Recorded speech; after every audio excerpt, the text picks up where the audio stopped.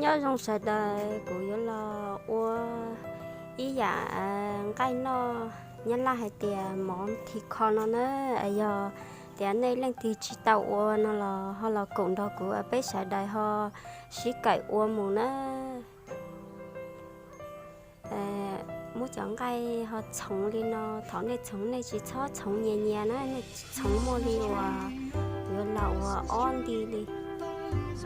thấy cầu liệu yếu là oi dàn đi tây kia mua sống đi nó sống có lo rồi chỉ cho sống mì thầu lại kia thầu có yếu nó có chỉ cho chọn cái này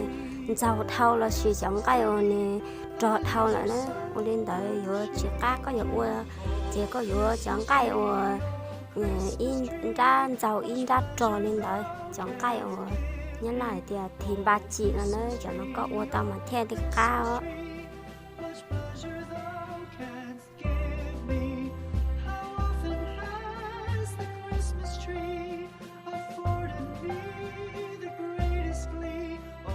Christmas tree, oh Christmas tree, much pleasure thou canst give me. Oh Christmas tree, thy candle shines so brightly. Oh Christmas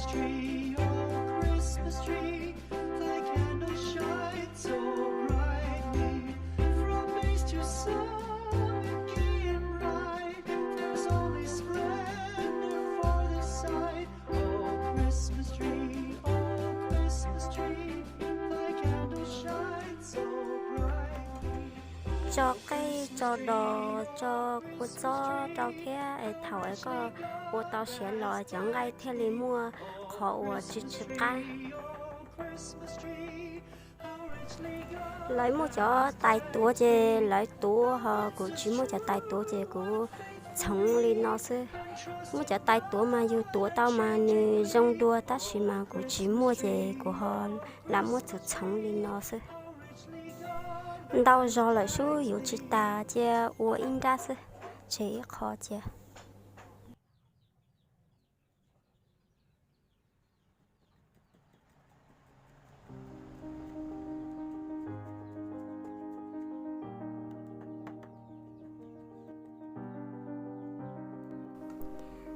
tao là nó tao li nó là chè yếu mua rùa yếu mua cho dễ thế yếu mua rùa yếu mua chè liệu bé chào phanh đầu là chỉ một trò ít tay trong li mà mua cho là uốn á có mua trong để rồi li nó có chẳng khai muốn chỉ thời chẳng chỉ là chỉ muốn chỉ thời để chú lọ để thảo có ô tao sẽ là nếu thêm một khó chỉ cá thế thời cho ba chỉ cá nữa cho ý đèn chế thế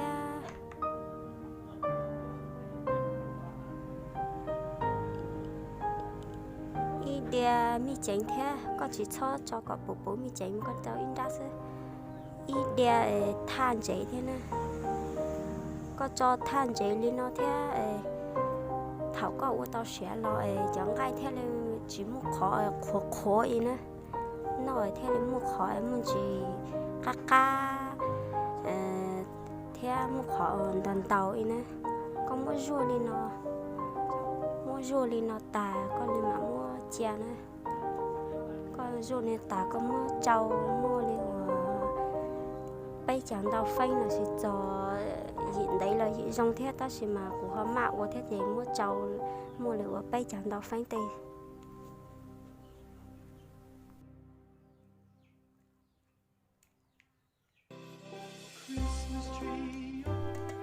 tao lên nó là chế có hãy khó cho tao thế có cho ít khó tha đâu có chỉ cho khu khó chịu lo trả họ cũng nhớ thế có mà cho lúc khó chịu chứ mua đồ lên nó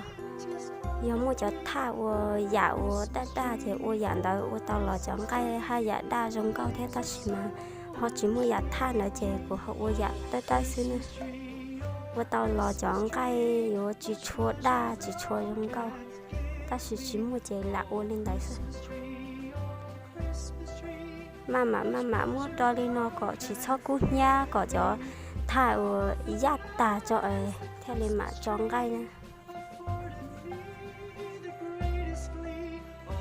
Christmas tree, oh Christmas tree, much pleasure thou canst give me. Oh Christmas tree. tao nó cho chọn cái mua chọn cái kí ý nhục là cứ lại đi mua rau xà phê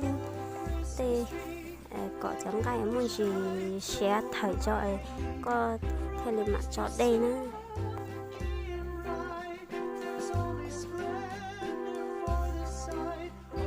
Christmas tree, oh Christmas tree, thy candles shine so brightly.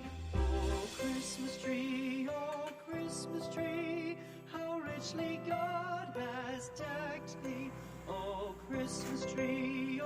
Christmas tree, how richly God has decked thee. Thou bidst us true and faithful be, and trust in God unchangingly. Oh Christmas tree, oh Christmas. tao là chơi yếu cho đây nó cho đây chơi có cho tao chơi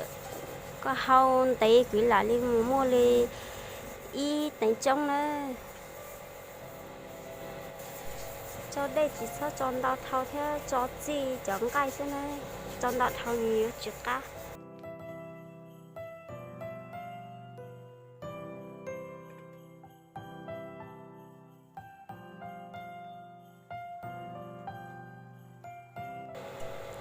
tao là nó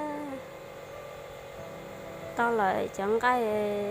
rong cốc cần cầu đi nữa chế mù tao đi nó hao cho thầu ở chỗ của khổ kia nó đi nằm mà chọn cái mà các cây đi nữa tao đi nó lại xí nữa giờ tiền này sẽ đầy họ nhà thế này họ xả cái của thế nào này chỉ cho nó cá đang kỳ cho cũng thế nên giờ bỏ của chút xua ra nữa giờ này sẽ tao lo lại nên nhà nó là họ ba cũng lại thế nữa đó của nhà thế của giờ qua chút xua ra ở trái liệu của bao khe trong này sẽ đầy họ bao thế nữa à bây sẽ đầy nhớ rằng là